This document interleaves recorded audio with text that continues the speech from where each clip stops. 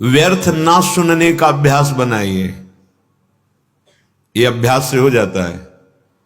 अगर मंत्राकार वृत्ति की अभ्यास है तो एकदम एकाग्र वृत्ति कीजिए। कोलाहल मचा है, बस केवल इतना है कि स्वर गूंज रहा है और अपना मंत्र सुनाई दे रहा, कोई शब्द अपना प्रभाव नहीं डाल पा रहा है। अभ्यास।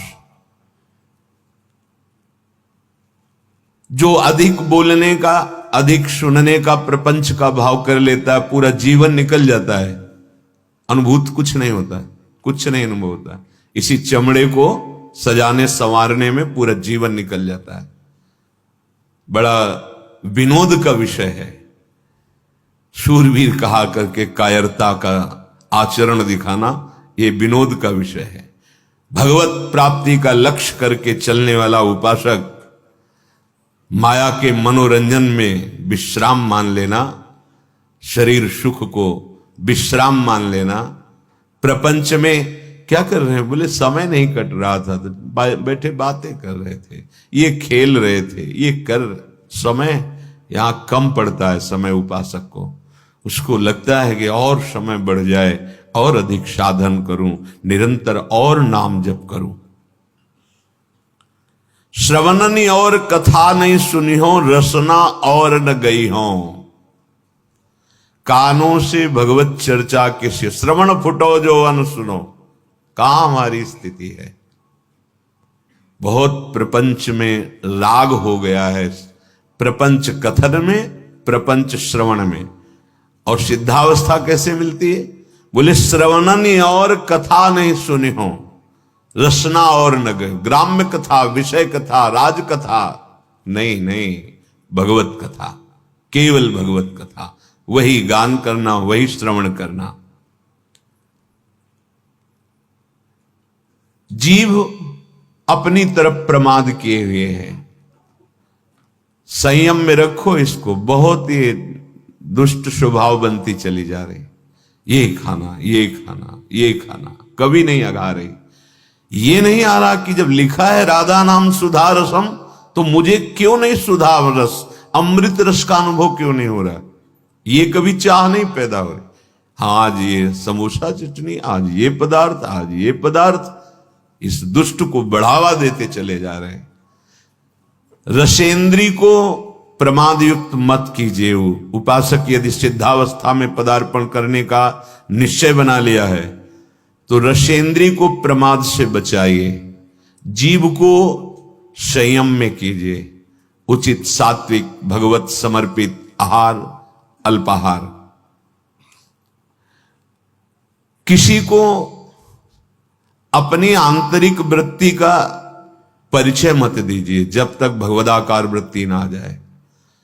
उठती है अपनी बात बताने के लिए अंदर से लहर, उसका दमन करो, दबा दो उसे और शमन करो, अंदर ही शांत कर लो। हम वहां गए थे, ये कि हम आज सत्संग में ये बात पकड़ी, हम तो ऐसा साधन कर, बड़ा आनंद आता है हमें तो। जहां माला लिया बस आनंद आता। तुम बोल पाते? नहीं आया, तभी आप बोल पा रहे।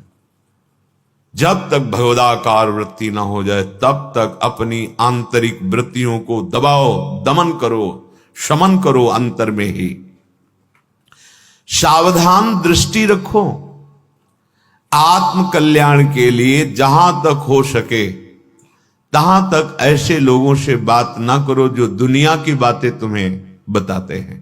दुनिया के विषय में हमें नहीं जानना, दुनिया के मालिक के विषय में जानना है। ये जो परनिंदा करने वाले स्वभाव वाले हैं वो बड़े भाग्यशाली साधक है जिनको ऐसे लोगों का दर्शन, संभाषण, संग नहीं मिलता। बड़े भाग्यशाली है। देखो, अगर आप श्री जी की आज्ञा में हो तो आपको ऐसा अवसर ही नहीं है। सत्संग सुने अपने अपने कमरे में, अपनी अपनी दिनचर्या में, बाहर जाना ही नहीं है। अपने ठाकुर के नाम रूप लीला धाम से रति करो। बाहर गए, रास्ते में मिले, दंडोत या राधे श्याम, शुरुआत यहां से होगी, फिर परिचर्चा, फिर पर निंदा, पहुंचे ठाकुर जी के दर्शन के लिए, वहां से भी पकड़ के कोई दोस्त दर्शन, फिर आए, वही सब मन को गंदा करते। नहीं तो श्री धाम वृंदावन, बहुत जल्दी आनंद का अनुभव हो जाए। विषयासक्त पुरुष जब तुम्हें सम्मान देने लगे तो तुम्हें अंदर अंदर जलन होनी चाहिए और दुर्भाग्य का अनुभव होना चाहिए।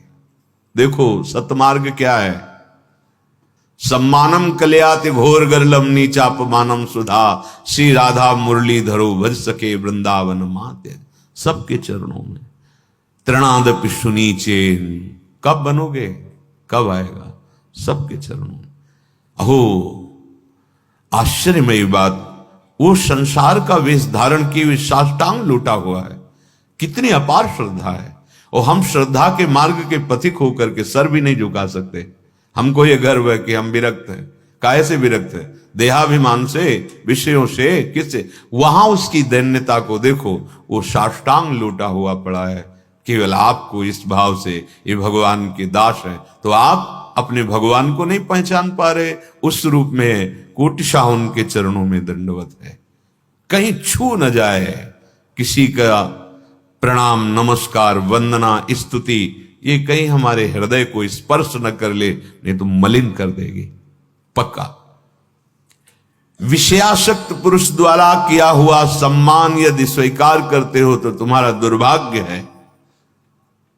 हां, अगर कोई साधु कहता है भगवत मार्ग का कि अहोभाग्य तुम्हारे, बहुत सही, चलो आगे, तो हृदय में आनंदित होना चाहिए कि प्रमाण मिल रहा है कि मार्ग सही है, संत वचन मिल रहे हैं। विषयासक्त पुरुष जब सम्मान देता है और उपासक उसी को बटोरना शुरू कर देता है और सौभाग्य मानने लगता है, तो उसके जीवन से भगवान का महत्व खत्म हो जाता है। जो सत्संग से बना महत्व खत्म, देहाभिमान फिर वही जागृत हो गया, अपना महत्व। गान भले उनका करे, महत्व अपना स्थापित करेगा, नहीं तो चौथी भगत मम गुणगन करे कपट तज गान। केवल भगवत चर्चा मात्र से भगवत प्राप्ति, भगवत चर्चा श्रवण मात्र से भगवत प्राप्ति। कितने ऐसे उदाहरण हैं महापुरुषों के चरित्रों में। जो उपासक निकम्मा पड़ा रहना अपने को समझता है साधना, नहीं, सिद्धों वाले आचरण नहीं करना चाहिए। उनकी भगवदाकार वृत्ति है। वो खड़े हैं या पड़े हैं, चल रहे हैं या खा पी रहे हैं, या विषयी पुरुषों के बीच में भी बैठे, कोई फर्क नहीं पड़ता। कर्माणि श्रुति बोधितानि नितराम कुर्वन्तु मां गूढ़ाश्चर्य रसास्रगादि विषयान ग्रहणन्तु मुंचन्तु वा। जिस समय वो बहिर्मुख पुरुषों के पास बैठे हैं, उस समय वो भगवदानंद में डूबे हुए, एक एक वृत्ति भगवदाकार है।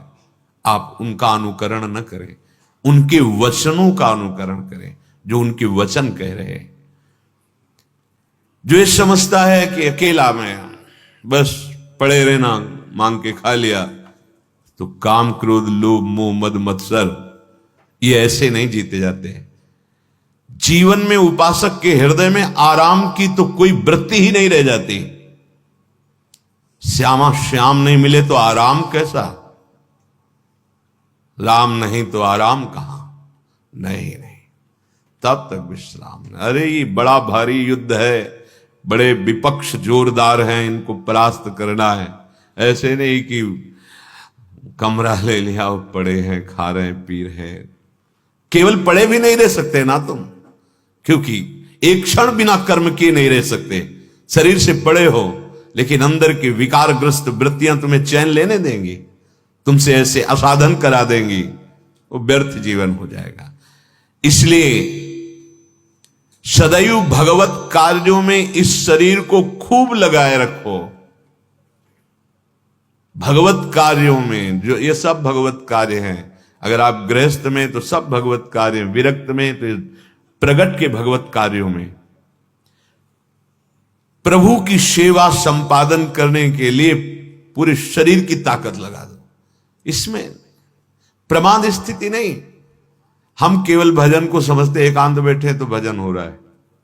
अब देखो क्या हो रहा है, अंदर मनन करके देखो। अब जब हम श्रृंगार करते हैं तो देखो मन बुद्धि पूरा लगेगा, नहीं तो श्रृंगार बिगड़ जाएगा। जरा भी मन हटा तो श्रृंगार परिचय बताने लगता है प्रभु के श्री अंगों का, कि आज एकाग्रता पूर्वक प्रियता के भाव से नहीं किया गया है, जरा सी वृत्ति बाहर चली जाए तो आपका श्रृंगार बिगड़ जाएगा। पहले मनन होता है, आज ऐसे फूल बंगला बनाएंगे, आज ऐसी पोशाक होगी, आज ऐसी नथ होगी, ये मानसिक हो रहा है। फिर प्रगट में उसमें तन्मयता पूर्वक हो रहा है। परम सिद्ध वर्तमान में भगवदानंद की अनुभूति करने का बहुत प्रबल साधन मिल गया, और यही सिद्धावस्था का अनुभव करा देगा कि जो कर रहे हो ये परम सिद्ध वस्तु है। इसलिए उपासक भगवत प्राप्ति के लिए ये 4 बातें जीवन में बहुत ध्यान पूर्वक, पहला निरंतर नाम जप, दूसरा सत्संग। सत्संग बहुत बड़ी प्रेरणा देता है हमें भगवत प्राप्ति की। असत आचरणों की त्यागने की सामर्थ्य सत्संग से मिलती है। और तीसरा शास्त्रों का स्वाध्याय अनिवार्य है। और चौथा भगवत सेवा। इससे पूर्णता की प्राप्ति हो जाएगी, अर्थात आपकी स्वीकृति हो जाएगी,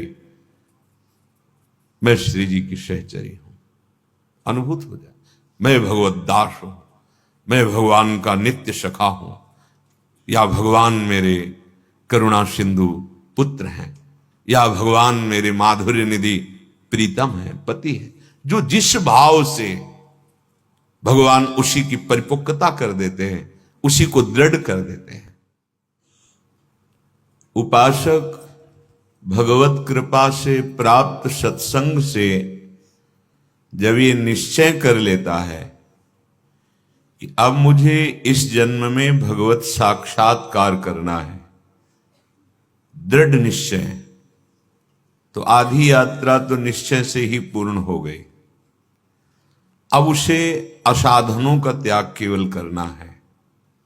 साध्य वस्तु स्वीकृति से अनुभव में आती है, पक्का।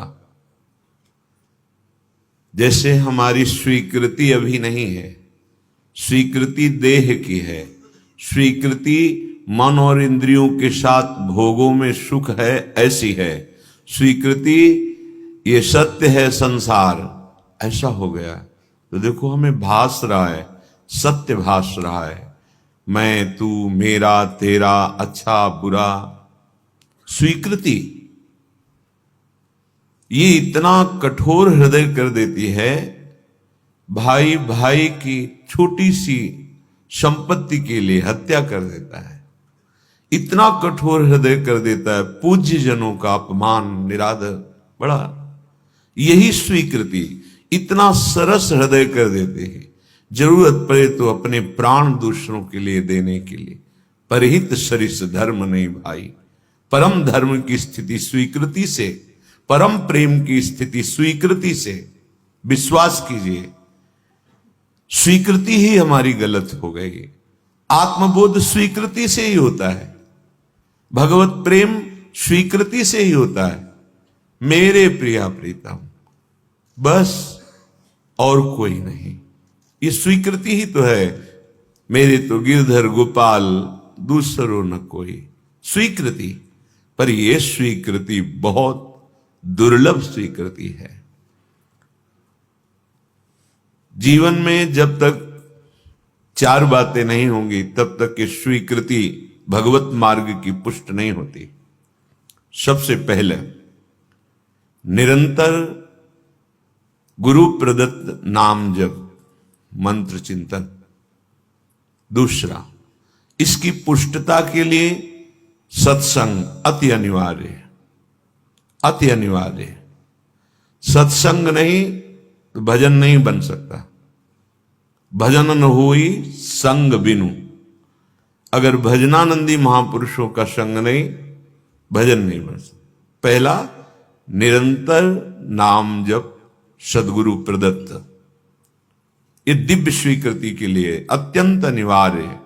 दूसरा, भगवत प्राप्त महापुरुषों की वाणी का अर्थात सत्संग का नित्य श्रवण। तीसरा, शास्त्र स्वाध्याय, आचार्य वाणी, महापुरुषों की वाणियों का एकांत में स्वाध्याय मनन सहित। और चौथा, सेवा, गुरु सेवा, इष्ट सेवा, परिवार की सेवा, समाज की सेवा, राष्ट्र की सेवा, विश्व की सेवा। ये 4 ऐसी महामहिमामयी साधन वृत्ति है जिससे ऐसी दिव्य स्वीकृति होगी कि असाधन अपने आप मिट जाएगा और दिव्य साधन संपत्ति प्रकाशित हो जाएगी। पहला, गुरु प्रदत्त नाम मंत्र अभ्यास निरंतर का। दूसरा, महत्पुरुषों का संग सत्संग। तीसरा, अध्यात्म वृत्ति को पुष्ट करने वाले महापुरुषों की वाणी, शास्त्रों का स्वाध्याय नियमित रूप से। और चौथा, सेवा। ये आपकी स्वीकृति को बदल देंगे। स्वीकृति ही भगवत प्राप्ति है। आप सच्ची बात समझ लो, ये मनन की हुई बात कह रहे हैं। जहां स्वीकृति हुई सोहम सोहमस्मि अहम ब्रह्मास्मि, वो ब्रह्मबोध की तरफ पहुंच रहा है। स्वीकृति हो गई मैं स्त्री मैं पुरुष, मैं कर्ता मैं भोक्ता, तो दुर्गति की तरफ बढ़ रहा है। सारा खेल स्वीकृति का। बड़ी महिमा इस स्वीकृति की है, पर यह स्वीकृति बड़ी दुर्लभ है जो असत स्वीकृति को मिटाकर सत्य में स्थित कर दे। यही स्वीकृति, तभी कहते भगवत प्राप्ति बहुत सरल है, बस ये स्वीकृति नहीं होती। लाख उपाय करो, बार बार यही बना रहता है, मैं पुरुष हूं, मैं स्त्री हूं, मैं ये भोगा, मैं ये भोगूंगा, मैंने ये किया, मैं ये करूंगा, मेरे पास ये है, अब मैं ये प्राप्त कर लूंगा, बस लोकवत। इसी स्वीकृति से हमारी दुर्दशा हो गई। कैसे लोक में हाहाकार मचाए है, माया तांडव किए हैं। राग द्वेष ईर्ष्या मत्सरता लोभ मोह काम क्रोध नष्ट किए हुए, और उसे वो सुख समझ रहे हैं। माया के दासत्व से मुक्त होना ही नहीं चाहते, स्वीकृति बदलना ही नहीं चाहते। ऐसा प्रभाव कुमति का छा गया है कि सुमति द्वारा स्वीकृति करने की हिम्मत नहीं पड़ रही। मैं प्रभु का हूं और इस जन्म में सिर्फ मुझे प्रभु को प्राप्त करना है, दिव्यानंद की अनुभूति करनी है, स्वीकृति ही नहीं हो रही। गरज रहा है श्रीधाम वृंदावन पावन करने के लिए, गरज रहा है राधा नाम कैसा भी महापतित हो। निकुंज विहारिणी श्यामाजू का ये नाम समस्त पापों का नाश करके हृदय में प्रेम प्रकाशित कर देता है। श्रीपाद कह रहे हैं, श्रीधाम वृंदावन को सुना था, यहां आया तो मेरा मन ही चुरा लिया गया। मुझे पता है किसने चुराया है, किशोरी जी ने। कह रहे वृंदावन गहन वने राधे ममहारितम मनोरत्नम लब्धम त्वयि नूनम स्मित मधुरम देहि दासोस्मि। बड़ा गहन वन है वृंदावन। जब यहां आया तो मेरा मन रूपी रत्न चुरा लिया गया। उनका मन रत्न है, अपना तो अभी कूड़ा करकट समेटे हुए। इसे रत्न बनाना होगा। जिसका मन निर्विकार है, निरपेक्ष है, किसी भी तरह की कोई लौकिक पारलौकिक आशा नहीं है, एकमात्र सच्चिदानंद प्रभु में लगा हुआ है, वो मन रत्न है। श्रीपाद ब्रह्मबोध संपन्न महापुरुष हैं। कह रहे महिमा सुनी वृंदावन की आया, इतना गहन वन वृंदावन, यहां खो गया मेरा मन रूपी रत्न, और उसे मानो चुरा लिया गया। किसने चुराया? बोले राधे मम हारितम मनोरत्नम। मुझे पता चल गया, चुराने वाले का पता चल गया। मेरे मन को किशोरी जो ने चुरा लिया है। अब मन तो मैं वापस लूंगा नहीं, लेकिन उसके बदले में लूंगा। क्या लूंगा? लब्धम त्वयैव नूनम स्मित मधुरम। पहली बात, आप हमारे सामने प्रकट हो और मंद मुस्कुरा दे, और फिर देहि दासोष्मी, मुझे ऐसी ठसक दे दीजिए कि मैं आपका दास हूं। बस मैं लाडली जी की चरणारविंद की एक एक वृत्ति से अपने मन को देखना चाहता हूं, जिसको चुरा लिया गया। मनो में राधाया पद मृदुल पद में निवसतु। बस श्री किशोरी जी के गोरे चरणारविंद के तलवे के नीचे मेरा मन बना रहे। ये बड़ा महामहिम धाम है। बहुत कम साधना से बहुत उच्च कोटि की अवस्था प्राप्त हो जाती है। परम पद मथुरा में प्राप्त हो गया था ध्रुव जी को। जो ध्रुव जी आए, मधुवन आए, मधुपुरी, मथुरापुरी में। ये वृंदावन है, ये महाप्रेम प्रदान करने वाला है। बस जितना समय बचा है, आप सच्ची समझिए, आगे आपको भजन का समय नहीं मिलेगा। वायु दूषित, जल दूषित, भोजन दूषित, संग दूषित, विचार दूषित, किससे भजन करोगे? शरीर अस्वस्थ, मन शरीर आसक्त, कहां भजन? कैसा भजन? केवल खिलवाड़ की बातें होंगी, माया का खिलवाड़। अभी थोड़ा अवसर है, अभी 5,000 से कुछ वर्ष ऊपर हुए हैं। 4,32,000 वर्ष की कलयुग की आयु है। अभी थोड़ा समय है, निकल चलो। स्वामिनी जी का कृपा बल हमारे साथ है, हम इस माया पर विजय प्राप्त कर सकते हैं। उपासक, श्रीधाम वृंदावन में आना, श्रीधाम वृंदावन में वास करना, आश्रय लेना, रसिकों का संग करना, इसका लाभ तभी उसे मिलेगा जब वो परिचर्चा न करे। बहुत ध्यान से सुनिएगा। यहां हम रह रहे साधन भजन जो लाडली जी की कृपा से बन रहा है, वृंदावन में रहकर जब हम परिचर्चा करते हैं, कहां से हम श्याम की चर्चा करने का आपका व्रत है? बोलेंगे वाणी से तो केवल आराध्य देव के विषय में बोलेंगे, नहीं तो मौन भगवत चर्चा। मौन भगवत चर्चा, यही हमारी वाणी का विषय। बहुत जल्दी लाभ मिल जाएगा। श्रीधाम है, महामहिम, महामहिम भक्ति। यहां प्रेम लक्षणा भक्ति वर्ण करने के लिए बाहु फैलाए हुए यहां गलियों में डोलती है। ये वृंदावन है। मोक्ष यहां वर्ण करने के लिए व्याकुल डोलता है। महिमा जो रसिक महापुरुषों ने वाणियों में गाई, हम क्यों लाभ नहीं ले पा रहे? बोले उसका कारण है परिचर्चा और प्रमाद। प्रमाद, न करने योग्य काम को करना और करने योग्य कार्य को न करना, इसे प्रमाद कहते हैं। परिचर्चा, दूसरों की विषय की गुण दोषमयी वार्ता करना।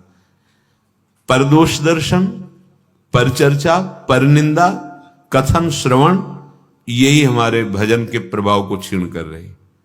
फिर वही बात आ गई, चलनी में गैया दुहे और दोष दैव को दे। गाय बढ़िया है, दूध भी दे रही, पर चलनी में दूर है तो एक चुल्लू भी पीने को नहीं मिल रहा। धाम महामहिम है, उपासना बड़ी रसमयी, और एक बूंद रस का हमारे हृदय में स्फुरण नहीं हो रहा। क्यों? क्योंकि परिचर्चा और प्रमाद। बैठा लो मन में इस बात को। रसना कटो जो अन रटो। क्यों नहीं आप आचार्य चरण की बातें स्वीकार की जा रही? महापुरुषों की व्यर्थ वार्ता क्यों? हम प्राय देखते हैं, बिल्कुल इतनी पीड़ा नहीं कि मेरे कितने मिनट व्यर्थ जा रहे हैं। कभी कभी एक झुलझुलाहट होनी चाहिए, आपको एक जलन होनी चाहिए कि इतना मिनट हम इससे व्यर्थ की वार्ता करते रहे। और वो वार्ता में गुण दोष जरूर आ जाएंगे, किसी की गुण चर्चा और किसी की दोष चर्चा। उपासक दोनों नहीं करता। तात सुनहु मायाकृत गुण और दोष अनेक। अनेक गुण या उभय न देखी, देखी सो विवेक। सच्चा गुण यह है कि न गुण देखना है न दोष देखना है, भगवत भाव से सबसे देख के उदासीन, अपनी उपासना में लगे रहना। जिसमें ये दो बातें बनी रहती हैं, उसमें तीसरी बात घमंड प्रकट हो जाती है, अपने में बड़ेपन का, मैं बड़ा हूं। तो उसका परिणाम भय, विषाद, शोक आ जाता है। वृंदावन में रहते हुए चिंता, भय, शोक, विषाद, या वृंदावन का आश्रय, वृंदावनेश्वरी का आश्रय, और आपके अंदर भय, चिंता, शोक, विषाद। ध्यान दीजिए, फिर ध्यान दीजिए। वृंदावन महामहिम है। अगर मोक्ष चाहिए तो घर घर भटकत मुक्ति बावरी, स्वीकार कर ले कोई। और प्रेम लक्षणा भक्ति तो यहां बाहु पसारे हुए हृदय से आलिंगन करने के लिए तैयार, अर्थात तुम्हारे हृदय में प्रेम लक्षणा भक्ति आने के लिए आतुर है, क्योंकि तुमने धाम का आश्रय वास स्वीकार किया है। पर क्यों नहीं हो रहा? बोले पर चर्चा, पर गुण, पर दोष वर्णन, ये उपासक के लिए बहुत हानिकारक है। और प्रमाद, ना करने योग्य कार्य करना और करने योग्य कार्य में प्रमाद, ये प्रमाद। अगर हमारे अंदर ये दो दोष यहां बढ़ गए तो तीसरा, अपने में बड़प्पन का, सम्मान पाने की चाह, अपने में गुणाभिमान, देहाभिमान बढ़ जाएगा। परिणाम भय, विषाद, शोक, चिंता, ये उसके हृदय में आ जाएगी। जहां थोड़ी साधन वृत्ति बढ़ी तो उपदेशक बन जाता है उपासक। ये महापुरुषों के वचन है। उपदेशक तब तक बनने की आवश्यकता नहीं जब तक तुम षड्विकार पर विजय प्राप्त करके भगवत साक्षात्कार न कर लो, तब तक उपदेशक बनने का अधिकार नहीं है। जिस वस्तु का स्वाद नहीं चखा उसको बोलने का अधिकार कैसे प्राप्त हो गया? एक बार किसी महात्मा के पास कोई अपने बालक को लेके गया और कहा कि बहुत मीठा खाता है, गुड़ खाता है, आप इसे मना कर दीजिए, आपकी बात मान जाए। बोले 1 सप्ताह बाद आना। जब आए बोले बेटा मीठा मत खाया करो, उससे तुम्हारे पेट में कीड़े पड़ जाएंगे, आधी आधी उससे समझाया। तो उस घर वाले व्यक्ति ने कहा ये बात तो उसी दिन कह सकते थे, 1 सप्ताह क्यों लगाया? बोले क्योंकि मैं भी मीठा खाता था, 1 सप्ताह से छोड़ दिया और आजीवन के लिए तब मैं उपदेश। ये है महात्मा की वृत्ति। हमें भगवत साक्षात्कार नहीं हुआ, हमने अपनी इंद्रियों को अंतर्मुख करके स्वरूपानुसंधान नहीं किया, संसार से वैराग्य नहीं, हम उपदेशक बनकर उपदेश दे रहे हैं तो हमें सम्मान मिलेगा और भ्रष्ट हो जाएंगे। सम्मानम कल्यात घोर गरणम, ये विष केवल सिद्ध महापुरुष ही पचा सकता है। जैसे भगवान शिव हलाहल विष, कुछ नहीं फर्क पड़ा। ऐसे ही जो शिव स्वरूप हो गया है, भगवत स्वरूप हो गया है, वो जो साधक अभी कोई स्थिति नहीं और उपदेशक बन जाता है, तो ये उपदेशक की भावना बड़ी उसको निंदनीय स्थिति में गिरा देती है। महापुरुषों के वचन खोखला कर देती है अंदर से। सम्मान, विषय, प्रियता सब घेर लेते हैं। आज लड़ने की सामर्थ्य है नहीं, क्योंकि वो स्थिति नहीं आई, भूमिका नहीं आई, वो फिर अंदर ही अंदर वो खोखला हो जाता है।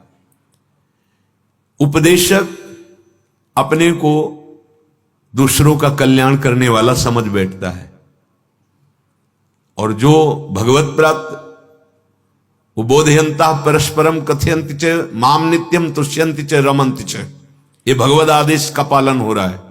स्वांतः सुखाय तुलसी रघुनाथ गाथा।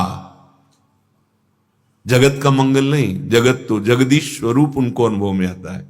मेरे भगवान इस रूपों में बैठ करके प्रश्न उत्तर करते हैं, मेरे भगवान भगवत चर्चा करने का अवसर देते हैं। बोधयंता परस्परम, परस्पर भगवत चर्चा, उसी में तुष्ट होना, उसी में रमण करना, ये स्वभाव होता है। आशा वसन व्यसन ये आते नहीं, रघुपति चरित होए ता सुनहि। सनक सनंदन सनातन सनत कुमार, इन चारों कुमारों का स्वभाव है, एक चर्चा करने लगेंगे 3 श्रोता बन जाएंगे। भगवान शिव चर्चा कर रहे हैं, अंबाजी श्रोता बनी, यहां उपदेशक की वृत्ति नहीं है, यहां स्वांता सुखाय है। जो वाणी द्वारा तुमने बोला वो तुम्हारे हृदय में है, तुम्हारे आचरण में है नहीं, तो दंभ कहा जाएगा। इसी को दंभ कहा जाता है। इसलिए उपासक जब तक अनुभव न हो जाए तब तक वाणी खोले नहीं। फिर जब खोलेगा तो लाखों की हृदय ग्रंथि को खोल देगा वो, क्योंकि वो सामर्थ्य उसकी वाणी में जागृत हो जाती है।